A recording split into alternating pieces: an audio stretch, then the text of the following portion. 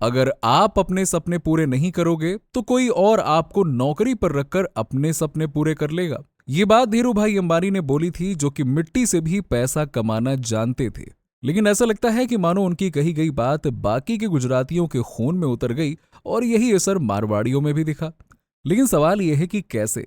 जरा एक नजर इस लिस्ट पर डालिए। मुकेश अंबानी, गौतम अडानी, अजीम प्रेमजी, पंकज पटेल, उदय कोटक, लक्ष्मी मित्तल, दीपेंद्र गोयल और आदित्य बिरला, ये वो लोग हैं जिन्होंने अपने दम पर जीरो से हीरो तक का सफर तय किया है। और बड़ी बात यह है कि ये सारे के सारे लोग या तो गुजराती हैं या मारवाड़ी। यहां तक कि भारत के टॉप 10 बिलियनियर्स में से 5 गुजराती कम्युनिटी से भी हैं। यानी कि देश के 50% बिलियनियर्स एक स्टेट से आते हैं और बाकी के 50% दूसरी बाकी की जगहों से। लेकिन ये सब लोग आखिरकार करते क्या हैं? आखिर भगवान ने कौन सा गुरु मंत्र देकर भेजा है जो पैसा इनके पास खिंचा चला आता है? अब देखिए, इसमें भगवान का कितना बड़ा हाथ है ये समझना थोड़ा मुश्किल है, लेकिन इस करामात में इनका कितना रोल है हम इसे समझ लेते हैं, ये जरूरी है। देखिए, गुजरातियों के बारे में एक कहावत है कि मारवाड़ी से सामान खरीद कर और सिंधी को बेचकर जो मुनाफा कमा ले वही असली गुजराती है। लेकिन इनमें ये कला आती कहां से है, ये जानने से पहले हम थोड़ा सा गुजरात के बारे में भी जान लेते हैं, जो वेस्टर्न भारत में समंदर के किनारे पर बसा हुआ गजब का स्टेट है। गुजरात के पास 1600 किलोमीटर का पोर्ट एरिया है, जहां से बहुत बड़े लेवल पर इंटरनेशनल ट्रेड होता है। यही वजह है कि भारत का 25% इंपोर्ट अकेला गुजरात ही करता है। हालांकि भारत में गुजरातियों की आबादी महज 5% है, लेकिन अकेले इन 5% के पास देश की 50% वेल्थ है। चलिए थोड़ा इसको आसान भाषा में समझें तो भारत में कुल 169 बिलियनियर्स हैं, जिसमें से 86 गुजराती हैं, यानी कि लगभग हर 2 में से 1 बिलियनियर गुजराती ही है। 2022 में आई एक रिपोर्ट के अकॉर्डिंग 86 रिचेस्ट गुजरातियों की टोटल वेल्थ 15,800 करोड़ से भी ज्यादा की है। अब ये नंबर इतना बड़ा है कि इससे 140 करोड़ लोगों के, यानी कि हर इंडियन के बैंक अकाउंट में हम 10,000 रुपए ट्रांसफर कर सकते हैं यूं ही। अब ये इतना बड़ा नंबर है, समझो कि 140 करोड़ लोगों के, यानी कि हर इंडियन के बैंक अकाउंट में हम 10,000 रुपए ट्रांसफर कर सकते हैं। इसके बावजूद भी आपके पास 72 लाख रुपए फिर भी बच जाएंगे। अकेले गुजरात 25% कॉटन का प्रोडक्शन करता है। यहां तक कि पूरी दुनिया के 80%, यानी कि 10 में से 8 हीरे गुजरात के सूरत में पॉलिश होते हैं। 27% दवाइयां भी गुजरात में ही बनती हैं। पेट्रोलियम रिफाइनरी का सबसे बड़ा कारखाना भी यहीं पर है। और सबसे अमेजिंग बात तो यह है कि गुजराती इंडिया में ही नहीं बल्कि यूएस में भी अपना अच्छा परफॉर्मेंस दे रहे हैं। इसका एग्जाम्पल है, जो गुजराती यूएस में है उनकी एवरेज इनकम 3 गुना है एक यूएस सिटीजन की एवरेज इनकम से। सोचिए, गुजराती वहां भी कमाल कर रहे हैं। अब क्या आपको पता है कि मारवाड़ी कास्ट जब अंग्रेज भारत आए थे उससे पहले तक नहीं थी, यानी कि 6 अगस्त 1608 तक मारवाड़ियों का नामो निशान नहीं था, या यूं कहें कि उस वक्त उन्हें कोई जानता ही नहीं था। मारवाड़ी उन व्यापारियों को बोला जाता था जो लोकल कम्युनिटीज को ठगते थे। और जो पुराना वर्ण सिस्टम था, यानी कि कास्ट सिस्टम, उसके अकॉर्डिंग व्यापारी वैश्य वर्ण में आते थे, क्योंकि तब जात उनके नाम से नहीं बल्कि काम से जानी जाती थी। ये लोग जिस किसी से भी खरीदी बिक्री करते थे, ये उसे पैसे देने की बजाय एक पर्ची लिखकर थमा देते थे, जिसे उस इंसान को पर्ची में लिखे व्यक्ति तक लेकर जाना होता था और वो इंसान उसे पैसे दे देता था। सेम ऐसे ही जैसे आज हम बैंक में किसी और का चेक डालते हैं, बिल्कुल वैसे ही।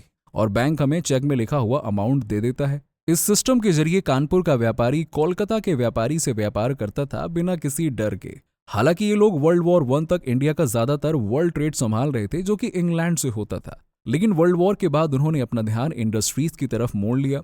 वहीं 1970 तक इंडिया के ज्यादातर प्राइवेट इंडस्ट्रियल एसेट्स को कंट्रोल करने लगे और साल 2011 में इंडियन पॉप्स लिस्ट के बिलियनियर्स में से 14th मारवाड़ी ही थे। लेकिन इनके असली हुनर की पहचान तो आपको ये जानकर होगी कि गुजराती और मारवाड़ी आज से नहीं बल्कि कई बरसों से ही धंधे के मामले में सबसे आगे हैं। और इस बात का पता दुनिया को 1954 से 1963 के बीच एस.आर. राव की डिस्कवरी से चला, जिन्होंने गुजरात के इंडस वैली सिविलाइजेशन के लोथल पोर्ट को ढूंढ निकाला था।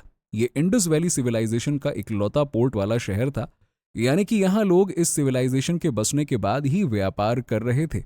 इनके इसी पुराने इतिहास का रिजल्ट है कि आज बिजनेस गुजराती और मारवाड़ियों के खून में घुस चुका है, बस चुका है।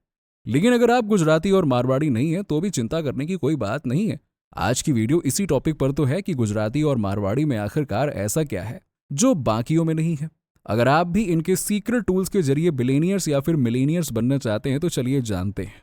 देखिए, उनका पहला सीक्रेट है नो जॉब ओनली बिजनेस, चाहे छोटे से ही छोटा क्यों ना हो। इनका ये मानना है कि किसी के यहाँ जॉब करने से अच्छा है कि अपना बिजनेस ही कर लो। उन्हें एक छोटी सी चाय की टपरी डालना भी एक मिड लेवल जॉब से अच्छा लगता है, क्योंकि उनके लिए जीवन का असल सच धीरू भाई अंबानी के द्वारा बोली गई वो बात है कि आप अपने सपने पूरे नहीं करोगे तो कोई आपके सपने पूरे करने के लिए आपको नौकरी पर रख लेगा।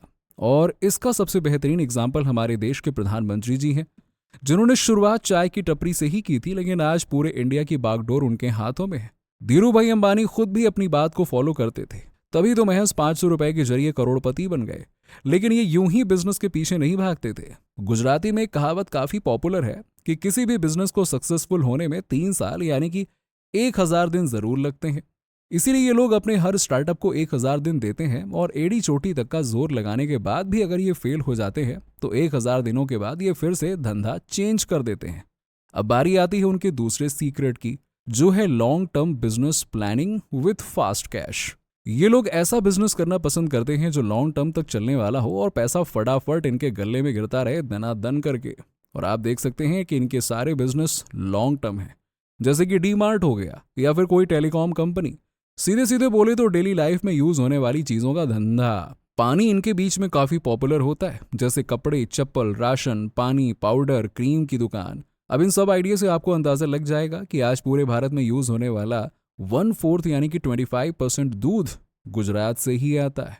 वहीं टेक्सटाइल के सेक्टर में तो भारत ही नहीं बल्कि पूरे एशिया में गुजरात का दबदबा है। माना जाता है कि आने वाले समय में गुजरात टेक्सटाइल के मामले में पूरी दुनिया में सबसे आगे होगा। गुजरात की इकोनॉमी मोस्ट प्रॉफिटेबल इकोनॉमी है और इस बात का अंदाजा आप यहीं से लगा सकते हैं कि अगर गुजरात एक स्टेट ना होकर एक देश होता तो चीन और साउथ कोरिया के बाद गुजरात दुनिया की तीसरी सबसे बड़ी और तेजी से बढ़ने वाली इकोनॉमी होती।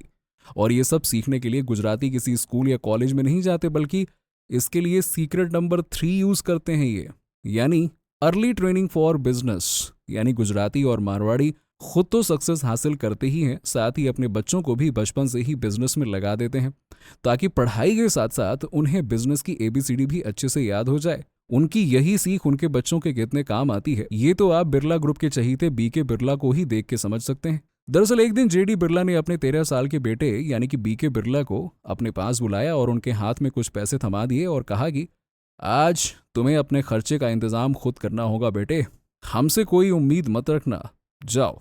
अब उनकी जगह कोई और बच्चा होता तो अपने पिता के अगेंस्ट हो जाता, लेकिन BK बिरला ने ऐसा नहीं किया।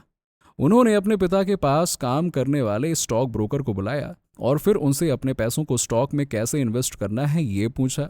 ऐसे में महज 13 साल की उम्र में BK बिरला ने अपनी पहली कमाई की, वो भी 4000 की। यही नहीं, 15 साल की उम्र में उन्होंने अपना खुद का बिजनेस खड़ा कर लिया। 18 की एज में उन्होंने अपनी लॉस मेकिंग कंपनी को प्रॉफिट मेकिंग कंपनी बना दिया और पूरी दुनिया में फेमस हो गए। हालांकि ये लोग अपने पिता के सिखाए गए लेसन्स के साथ साथ अपनी मेहनत, स्किल्स और अपॉर्चुनिटीज का भी फायदा उठाना जानते हैं। हालांकि उनकी स्किल्स को डेवलप करने में उनके पिता यहाँ भी बहुत बड़ा रोल प्ले करते हैं, जो अपने बच्चों को पैसे की सही वैल्यू, कड़ी मेहनत और लगन का पाठ पढ़ाते हैं। उनके हिसाब से ये पैसे कमाने का पाठ किसी स्कूल या फिर कॉलेज में नहीं सिखाया जा सकता। शायद यही वजह है कि ये लोग पैसे की वैल्यू समझते हैं और जहां भी इन्हें पैसा कमाने का मौका मिलता है ये वहां पहुंच जाते हैं। देखिए, इनका 5वां सीक्रेट रूल है स्ट्रॉन्ग कम्युनिटी और फैमिली सपोर्ट। पहले एक डाटा देखिए, US में 53,000 के आसपास होटल और मोटल हैं और इनमें से 22,000 यानी कि 42% गुजरातियों के हैं, यानी हम इंडियंस के हैं दोस्तों।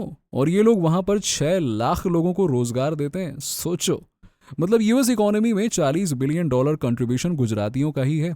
US में होटल और मोटल बिजनेस साल 1942 में शुरू हुआ था, जब कांजी भाई देसाई गुजरात से न्यूयॉर्क शिफ्ट हो गए थे न्यू अपॉर्चुनिटीज के लिए, जहां उन्हें बहुत ही अमेजिंग डील मिली। अब हुआ यूं कि 7 दिसंबर 1941 को पर्ल हार्बर पर अटैक हुआ और जापान के फाइटर शिप ने अमेरिका के नेवल बेसिस पर करीबन 1 घंटा 15 मिनट तक बमों की बारिश की।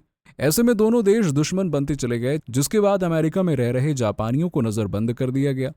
इस दौरान कांची भाई ने डील की जिसमें उन्हें 32 रूम का होटल 90% डिस्काउंट पर मिल गया और यहां पर उन्होंने इन्वेस्टमेंट कर दी एक लोन लेकर। अब कांजी भाई को लगा कि इतने सस्ते में मोटल मिल रहा है तो भाई देर किस बात की है, क्या बुराई है इसमें। अगर लोग वहां पर नहीं भी आए तो कम से कम मेरी फैमिली तो वहां पर रुक ही सकती है ना। उन्होंने सारे स्टाफ को निकाल दिया, जिसकी वजह से सारे घर के लोग काम करने लगे। और वर्ल्ड वॉर 2 खत्म होने के बाद जब टूरिज्म बढ़ा तो काफी लोग उनके होटल में रहने लगे। ऐसे में वो एक एक करके होटल और मोटल खरीदते चले गए और उनका बिजनेस एक्सपैंड होता चला गया। और वहीं 1940 में एक और इंटरेस्टिंग चीज हुई। दरअसल युगांडा के प्रेसिडेंट ने सारे एशियंस को अपने देश से निकाल दिया। सब लोग अपने अपने देश जाने लगे। तब अमेरिका के गुजरातियों ने वहां के पटेल को यानी कि गुजरातियों को इनवाइट किया कि अरे कहाँ जा रहे हो आप लोग, यहाँ पे आ जाओ, हम तुम्हारी मदद करेंगे। ऐसे में युगांडा में जितने भी गुजराती थे उन्होंने अपनी प्रॉपर्टीज बेची और उसे गोल्ड में कन्वर्ट किया और अमेरिका में हो गए शिफ्ट। यानी कि वो खुद भी आगे बढ़ते हैं और दूसरों को भी आगे बढ़ाते हैं। यही वजह है कि यूएस में भी गुजरातियों का जबरदस्त बोलबाला है, वो भी डंके की चोट पर। खैर, आज की वीडियो में दोस्तों फिलहाल बस इतना ही। उम्मीद है कि आपको गुजराती और मारवाड़ी की सक्सेस का सीक्रेट समझ में आ गया होगा। अगर आपको ये वीडियो पसंद आई हो तो वीडियो को लाइक करें और चैनल को सब्सक्राइब करना ना भूलें।